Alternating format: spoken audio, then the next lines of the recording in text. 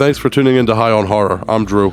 And I'm John. This episode and every future episode is dedicated to all the horror hounds and smokers out there who want to expand their knowledge of the genre and have a good time. It's time to play a game. At Triple H. Again, Jigsaw is back. We're reviewing Saw X today as we continue to catch up on movies that we didn't get to do reviews from last year. John, I credit you as a much bigger Saw fan than me. What were your expectations going into this movie? Yeah, the original run, I saw all but number 3 in theaters. I love the series even though they aren't good at all after 3. I did not have high hopes for this one. Does Saw X bring the series back to life with a vengeance, or is it another dud in a long line of duds? Stick around and find out what we think today on High on Horror. Interviews, reviews, and the latest news all rolled into one.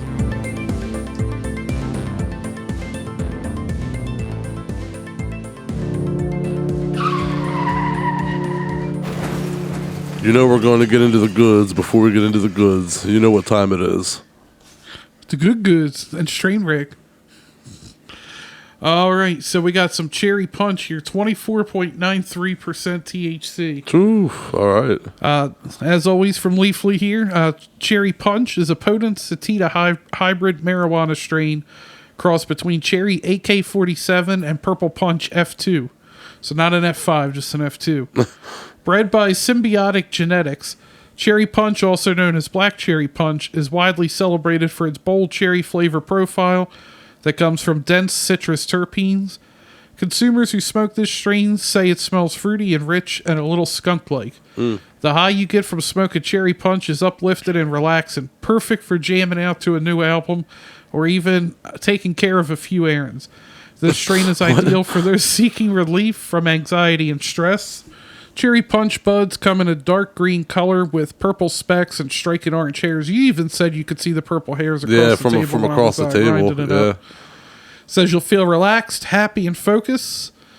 And the negatives are anxious, paranoid, and dizzy. No dry mouth? No dry mouth. I can't say I've ever intentionally smoked to go run errands. That was a pretty funny remark. Like, I've hit my pen while I was out, like, you know, just because I was out and say, fuck it, why not? I'm in the parking lot. Yeah, but right. I've never, like, been like, hey, you know, let me go hit this and then go run some errands. Like, that's just, I'd rather, that's my... Not specifically, but I have said, I gotta go run some errands, let me hit this. And then before I go in the store, I'm like, let me hit this again. Fair enough. I guess my point is, I like to, like, smoke and chill. I don't want to smoke and go do shit, you know? Yeah, I mean, I don't specifically like, oh, headband. That's good for running errands. Exactly. Well, this is my errand running weed. You got to like set aside. But listen, were you done with your review? No, or did you have something else? I got Please go ahead. Here. Go ahead. It says, holy hell. The other reviewers were not wrong about this strain being great for listening to music.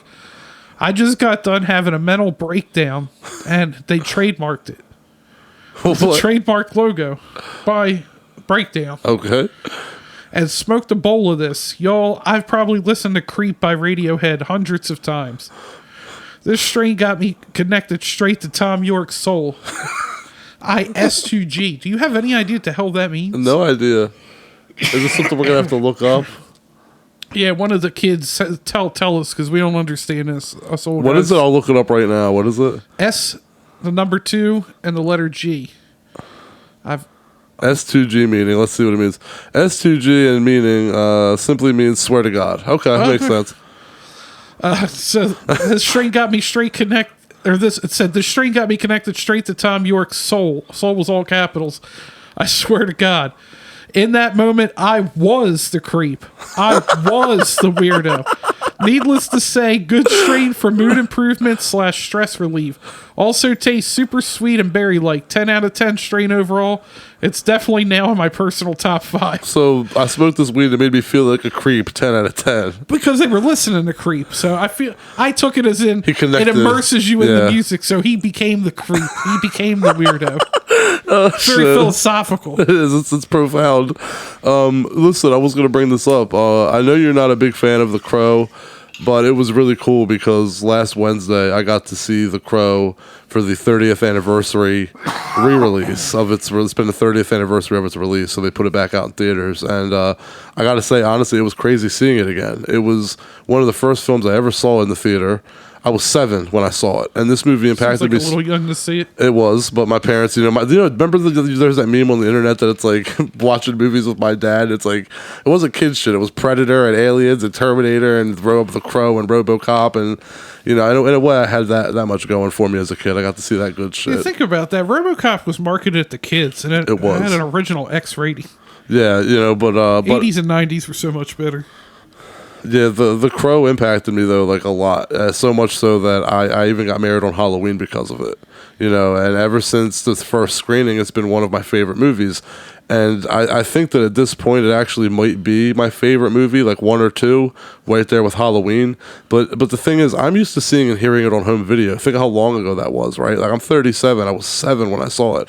So 30 years ago, right? Seeing it in theaters again, I heard all kinds of things I've never heard before. And I watched it on Blu-ray and DVD and VHS, and like just hearing it and seeing that theater experience, I heard shit like I never heard before. Like Eric sobbing when he's looking through the photos of him and Shelley. I never heard him crying before, and thunderstorms brewing. Like, it was awesome, and it was a packed house. Only 3 seats in the front row. The neck pain seats where you have to like crack your neck back. I don't mind sitting in those. Well, there was only 3 of those available. It was, and the theater had a standing ovation when it ended. I just thought that it was really cool, like seeing everyone from like my generation and even a younger generation now just pour out on a Wednesday night. It wasn't like a Sunday; it was a Wednesday night in the evening, and just pack the house and like just show their love for that movie. I'm gonna jump in here and be a curmudgeon. The goddamn clapping in theaters. Why the hell? It ain't like the goddamn directors there. I hate that shit. Like, you're in Newark, Delaware. Ain't nobody here from the movie to hear your reaction when y'all clapping at the end of the movie. Like, I remember going to like when the Star Wars sequels came out. You have a point. And I'm like, why are you clapping? Fucking Mark Hamill ain't sitting front row watching this movie. Like, it's the same thing as the Dane Cook courtesy wave, right? Like when you're driving, like why the fuck are you courtesy waving to somebody you're never gonna see them again? So what the fuck, right? I never got the clapping for a movie in theaters, like unless like like if somebody from the movie was there, you let them know it was awesome. But, yeah. Well, check your Voodoo account because I uploaded The Crow on 4K I saw there, it on and Nicole the was gate. like, she was like, "You got that?" I'm like, I didn't fucking get that. The gate as well. I just uploaded that. Oh god. Also, real quick. Beetlejuice, the trailer has landed, and it actually looks promising.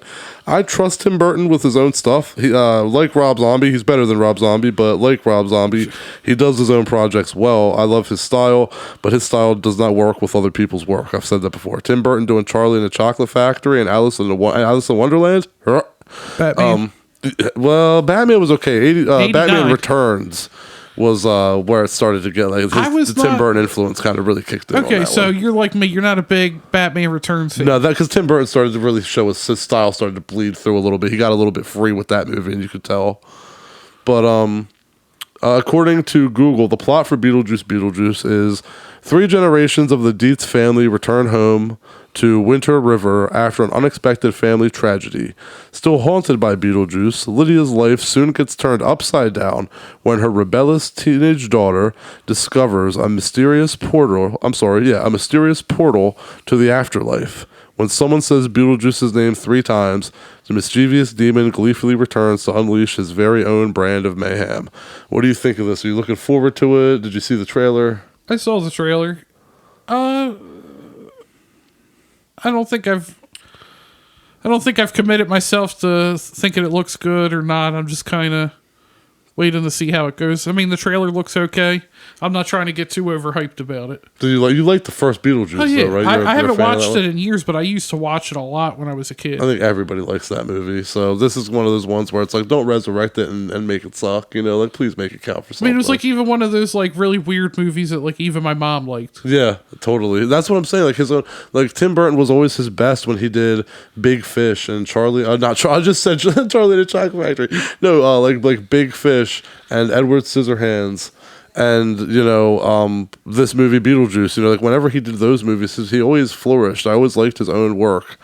But yeah, anyway, going into today's topic of Saw X, who thought we needed... I wanted to jump in with something. Okay. What you got? The Mia Goth lawsuit. Why did you Mia Goth? Mia Goth. All right, what's up with the new? Oh, okay, I know what. Okay. Yeah, I didn't know about this until recently because it was from Dread Central. It said, "Why is no one talking about Mia Goth's disturbing Maxine lawsuit?" So I haven't actually read it. You could read the full complaint. They have a link to it. But according to Deadline, James Hunter, he's sued for injuries he suffered from alleged cruel and violent actions. So it wasn't even verbal, or was it like? Oh no, it was that as well. Oh, okay. He specifically cites Goth for battery and Goth West and A24 for wrongful termination. They have a link where you can read the full complaint. It sounds like he was, I'm reading from the article on Dread Central. It sounds like he was not only physically abused on set, but verbally and emotionally belittled as well before being wrongfully dismissed. These are allegations that should be taken very seriously. Damn. But, Hunter claims that,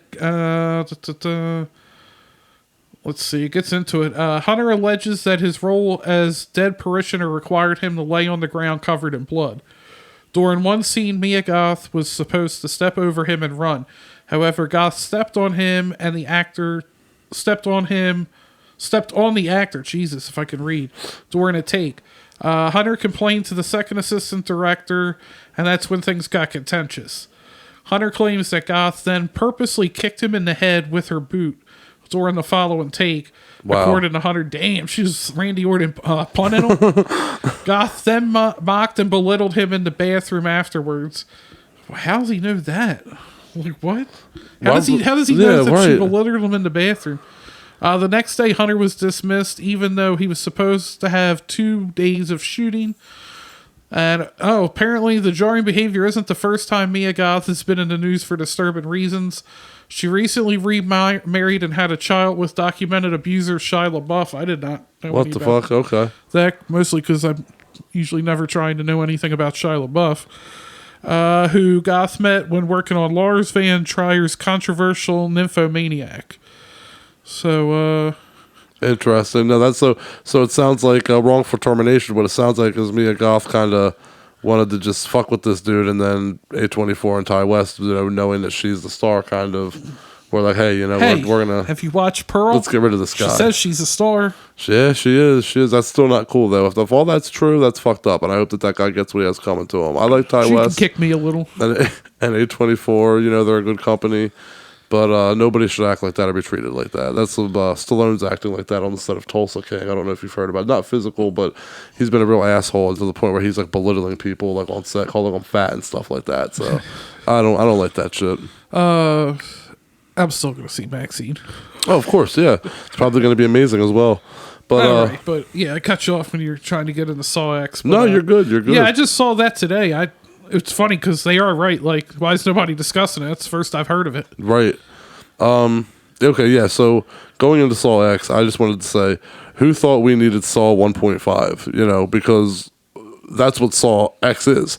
I was trying to figure out the timeline of where this movie fit in when I was watching it. I was confused as shit because Amanda's back, but she looks old as shit. Like, no offense. I mean, I'm just being honest here. She's aged. So the aging tripped me up because, like, they're not young anymore. So I'm, like, really confused. Like, where does this fit into the timeline? And I mean, we're not young, so they're not young. Right, and I just had the, but the fact that you're trying to go back in time, but you didn't de-age them in any way or even use makeup, it's like, how am I, it was hard for me to keep up, especially not being a fan of these movies, really, besides the first two.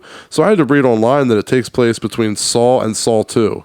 So it's Saw 1.5. I mean, they're all over the place with this series. They're trying to milk every extra drop out of it that they can. I mean, between sequels and then bringing back, now they're doing Spiral, like side movies, and they're bringing back old characters that aren't youthful anymore. And I mean, they've clearly aged. It's like, it's just a mess, man.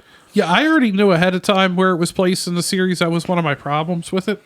Also, why call it Saw X then? Right, Saw 1.5. Amanda, definitely looks different.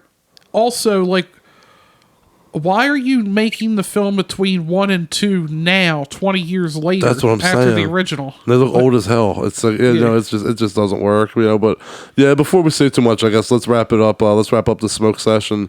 Head into our official review of Saw X. We're gonna be talking spoilers on this one because it's been out a while. So, oh yes, there will be spoilers.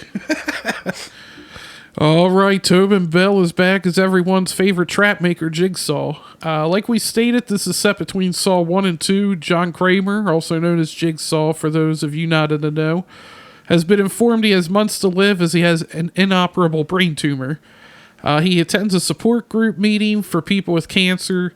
And why do movies like these, or why do meetings like these in movies, whether they be for cancer, drugs, alcohol, I guess that's drugs, etc., always in some dark ass place, like in a fucking basement. That's some dank ass. Like, I get you. Yeah, it's got that probably got like that mildew smell to it.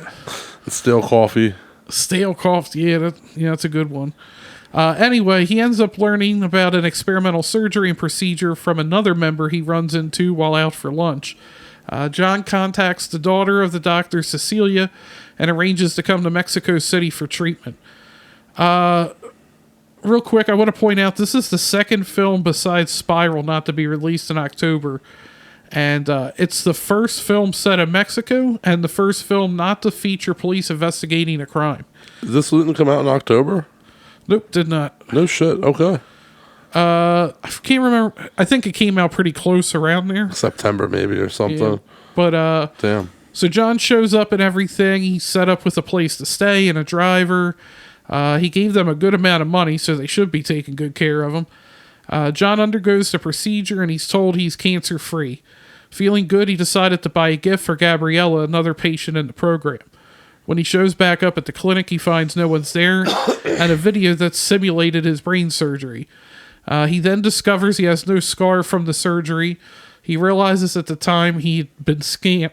Well, or what he realizes is that he'd been scammed, which if you think about it, like if they did something to his head, I mean, he finds no scars there. That's just clumsy work. Like, why wouldn't you actually have done something that you had to like stitch up? You're just going to be like, oh, the stitches in my head are gone after a couple days. They just have like a video and like, I mean, he's like sitting there and he's like, you would think he would feel something. Old John Kramer was the wrong one to fuck with. He gets that pink mask and with the help of Amanda Young starts sticking people with needles and putting them into traps. This kind of feels like Saw 2 and Saw 5 where everyone's kind of together. Before getting them, he puts Dr. Cortez, who he ends up, that was actually his taxi driver, in the trap. Yeah. He has to cut pipe bombs out of his arms, which he actually does. Yeah, that's wild, right? And then that's how he gets the whereabouts of everybody else. First, we have Valentina, one of the staff members. She's forced to cut off her leg with a Geely saw and suck out enough bone marrow to stop the Geely saw around her neck from cutting her head off. She does saw off her leg, but takes too long and, pun intended, loses her head. Cecilia uses this time to cut into Valentina's abdomen and gets out her intestines to use as a rope to pull a cart over. That shit was wild. Yeah. And she uses her phone to call for help. Amanda shows up and gives her the old shacker. And Parker was another patient. He shows up demanding back his money from Cecilia, realizing he had been scammed as well. Amanda restrains him, and along with Jigsaw, they make him watch the next test. This time we watch as Mateo, another one of Cecilia's staff, has to drill into his own head and take out a piece of gray matter and dissolve it into a container. He does drill into his brain, but it doesn't dissolve in time, resulting in the best looking kill in the film. He gets a heated mask to the face. I don't know what's up. I agree. I think that's the best kill in the film as well. And I don't know what's up with these people, but they end up completing their task, but just not in time. And it's always like they pussy out until there's like 12 seconds left, and then finally muster up the balls. And by the time they get like half a fucking pube, and they do what they need to do. They go through the hard part. It's just it took too long. Half a dick hair away from pulling it off, and then it's like, oh no, didn't make it. It's like, yeah, no shit, because you fucking cried and complained the first 2 minutes. The fucking timer ran. Look, at least I know I'm just going to cry the whole time till I die. That's what I'm saying. At least just own it. Don't try to man up 12 seconds in and then I'd act see like 30 seconds left and be like, I wasted too much time. It's going to hurt anyway. Do I have time to pack this bowl real quick? And like most people don't even get that far. Like these people have all got farther than everybody else. Yeah, that's true. Now it's Gabriella's turn, who we find out was in on the scam as well. She's hoisted in the air with a shackle on her ankle and one on her hand. She has to Annie Wilkes herself and break the ankle and foot until she can slide out. Otherwise, a giant heated lamp, I guess that's what you call it, would burn her skin off. She actually does free herself. Jigsaw tells Amanda to drop her at a hospital. However, Parker, who Jigsaw told Amanda to unrestrain, threatens them both at gunpoint. He does end up killing Gabrielle, which that's fucked up. She got out of the trap herself and then just gets killed anyway. Yeah, that's like, that's a no-no for Jigsaw. He has morals, at least. There's a moral code to follow. Yeah, she survived. Yeah. Parker has them let Cecilia go, stating he's part of the scam as well, right after breaking Gabriella's neck. They force John to put himself into the trap intended for her. And on the CCTV, Cecilia sees Carlos playing outside, a local child that Jigsaw had taken a liking to, not in a weird way.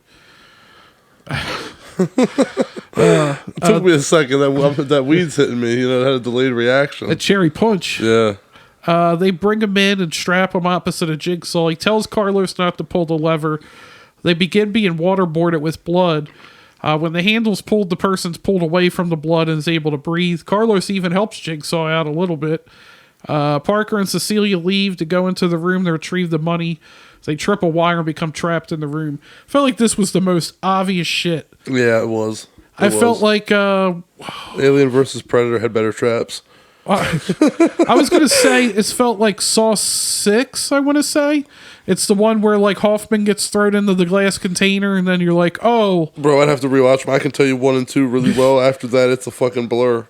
It's the one where he's being chased by, I forget the other detective's name, and then it looks like it's a trap for him and he throws Hoffman into it and the whole thing. At the end of one of the movies? It's like yeah. Okay. And it was the whole thing is Hoffman wanted him to do that because then the dude I want to say that was 6? I don't know. Yeah, that's what I thought. Okay, yeah, then maybe you're right, yeah. But it kind of felt like that, except this time you were like, this was obviously set up this way. Yeah. Because he kept telling Amanda throughout the film about, like, if he doesn't basically, if Parker's, like, screwing him over, like, he'll get his. Yeah, he'll get his, yeah.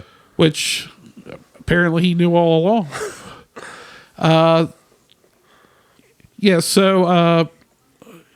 Where the hell was I? Yeah, Carlos was helping out Jigsaw a little bit, pulling the handle. Parker and Cecilia go into that room. They become trapped in the room. And the flashback shows that Carlos ratted all of them out, even Parker. And then the tripwire also frees Carlos and Jigsaw. My man was fucking drenched in blood. Yeah. Now waterboarding. Yeah, now Cecilia and Parker are trapped in the room with toxic gas, and they only have one hole to fit a head through to breathe freely. Jigsaw gives Carlos the money, and him and Amanda are going to take him home while the rest of the building fills with gas. We get a post-credit scene as well with Henry, the gentleman from the cancer group, awakening in a familiar-looking bathroom with a new trap on his stomach with the help of my boy, Detective Hoffman. All I can say real quick is that I hope for Tobin Bell's sake that was like the good, like, corn syrup and like the good blood, because like you said, that might have been the most blood I've ever seen someone take. It felt very Evil Deadish. It did, but it was like to the face. So I'm like, I really hope that they at least made that shit taste good, because if that tasted like ass and he had to go through that much of it, they should. Oh god, I don't think he made enough money for what They should have paid him more if that was terrible tasting blood, because the dude was just. And besides that, he gargling it. He was. Oh my god, can you imagine, bro?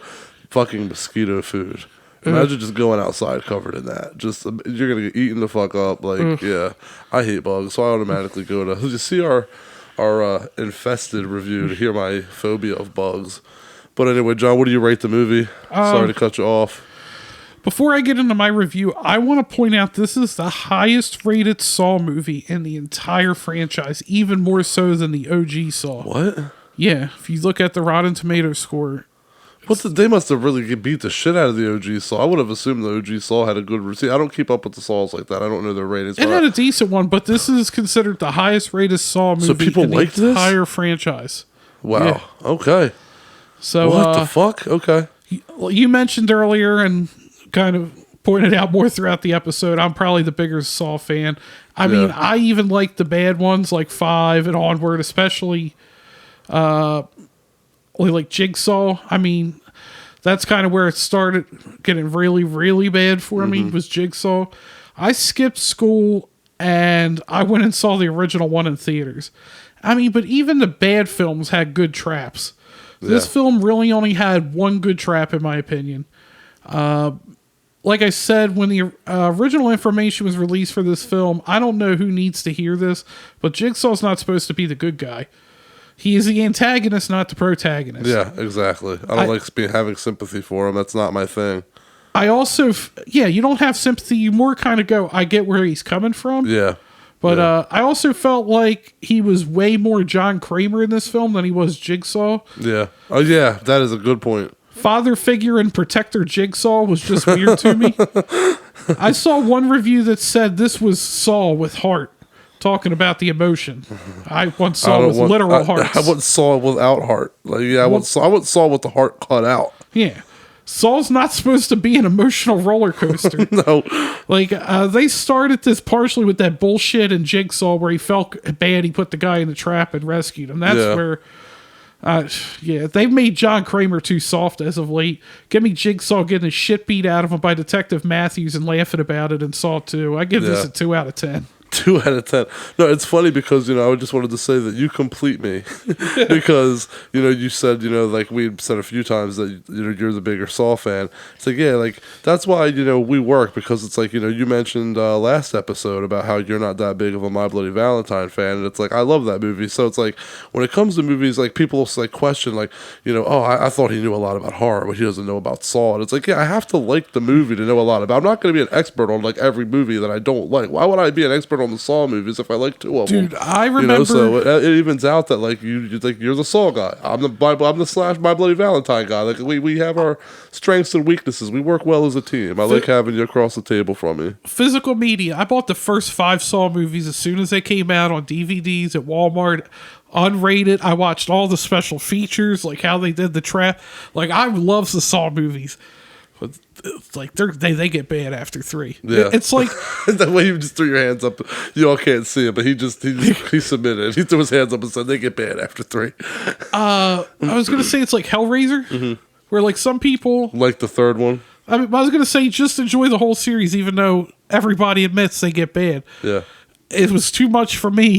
I feel like that's the way it is for Saw. It was too much. It's too bad. I don't want to keep watching these. Yeah, I feel like the same thing too. A lot of people liked Hellraiser 3. We've talked about this, and I feel the same way about Hellraiser as I do with Saw. I feel like the first 2 were good, and that was it. I like the 3rd one. I didn't care for that one, but I thought it wrapped the story up perfect. You could have just stopped it there. Well, the thing is about this movie, man, I was excited to see this. When I heard that, they're bringing Saw back after, the disappointment that was Spiral, I'm like, okay, I was excited, actually. I was like, I think, to me personally, I thought, man, this movie, they've sucked for so long now that if they're coming back with a vengeance. So I'm like, I'm ready for this one. Despite the past efforts, I feel like we've had that break now. And the reason they're coming back is because they're rejuvenated. They have that, like, that new motivation to like, tell a new Saw movie. And I was like, maybe there's even new people involved. I didn't look. I know it wasn't Darren Lynn Bousman because he did what he could with those movies, but he's also part of the reason they sucked. Sorry. But, I just... I just saw your screen with your kid on it. I was like, oh, little cute kid. But no, yeah, I was excited I was excited going into it. I've said that, but it did not happen, man. It did nothing for me. They didn't work out the kinks that they've had. They didn't pump out something solid. This is a story that did not need to be told. Like, this movie could literally not exist. And it's like the butterfly effect. All right. It's like the butterfly effect, right? I feel like we could go back in time and just remove this movie from ever happening, and life as we know it would have continued on exactly as is. I don't feel that there would have been any, like, you killed the butterfly and now this happened. I just feel like this movie just doesn't exist. It doesn't need to be here. It's just a waste. It's a complete dud. It's awful. And I fucking wish they'd stop. How many bad Saw movies does it take to make Lionsgate stop making them? That's the new ongoing joke. It's not how many, idiots does it take to screw on a light bulb. It's like, how many bad Saw movies does it take until Lionsgate just fucking stops, man? Well, next 2025 we have Saw 11. So yeah, I know. God forbid.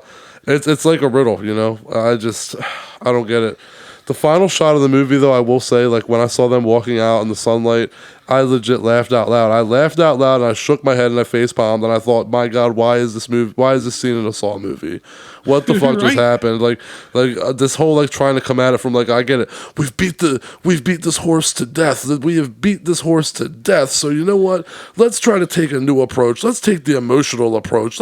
We've done the same fucking thing 10 times now. Let's do something else. Let's 9. 9 times. Let's do something else. Let's try to feel for Jigsaw. Let's stab at that emotional element. Let's want to be on his. Fuck you with that shit, man. No, this movie fucking sucked. Just stop. 1 out of 10. I'm gonna one up you. 1 out of 10.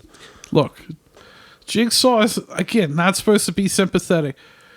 It's a guy got a cancer diagnosis, tried to kill himself, had an epiphany that life shouldn't be wasted, and that's what he does. He goes and finds the dredges of society in his mind and puts them through these tests to make them reborn like him and appreciate life. Yeah. That's all there is to it. Not, these people have been scamming everybody, including myself.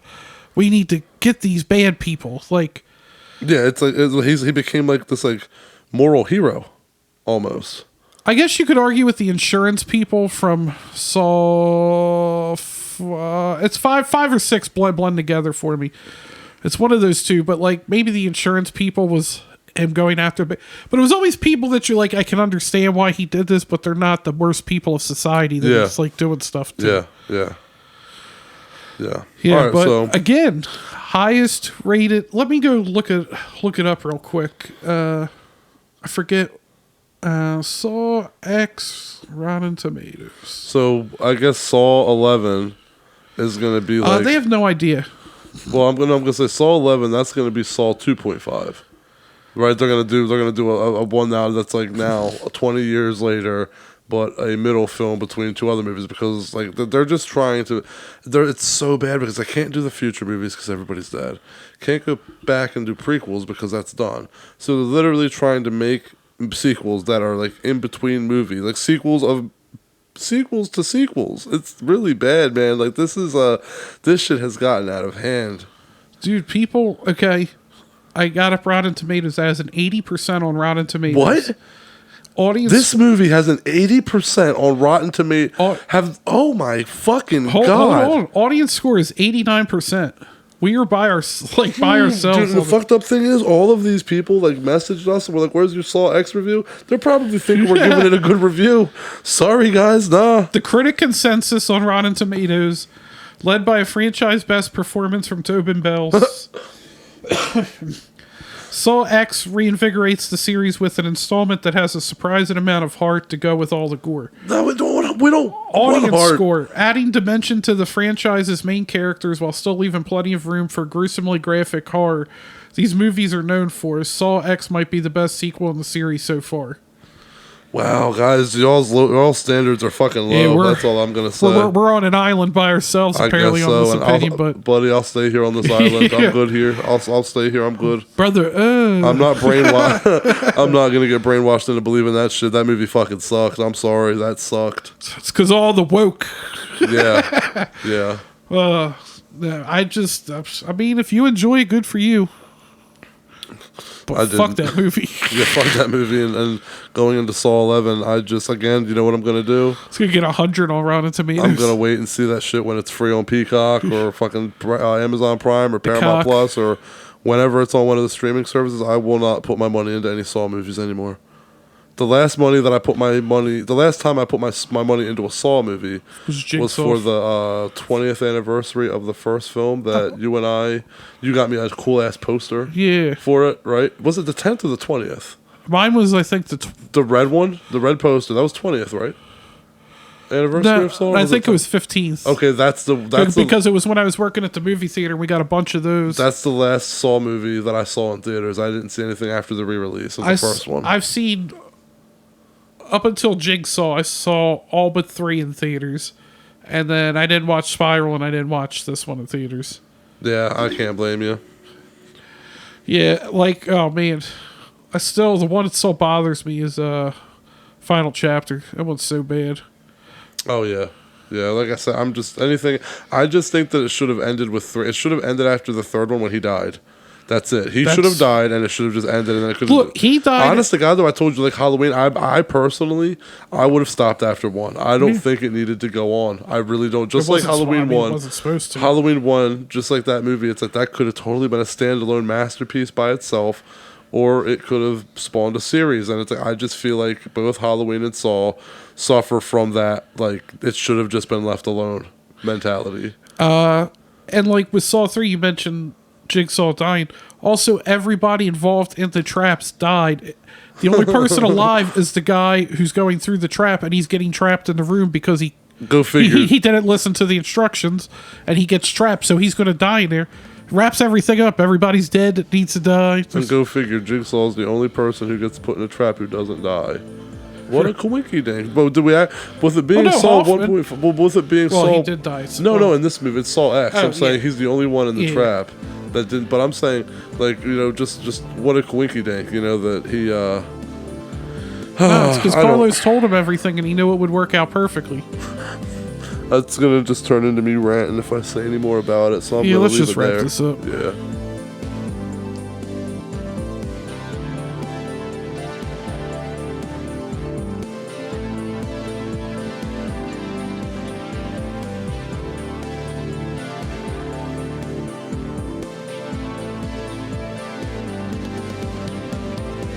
Thanks to all the horror hounds and smokers out there for tuning in. And join us next week. We're going to review The Strangers, Chapter 1. And make sure to follow us online, High on Horror 420, Facebook, Instagram, Twitter, TikTok.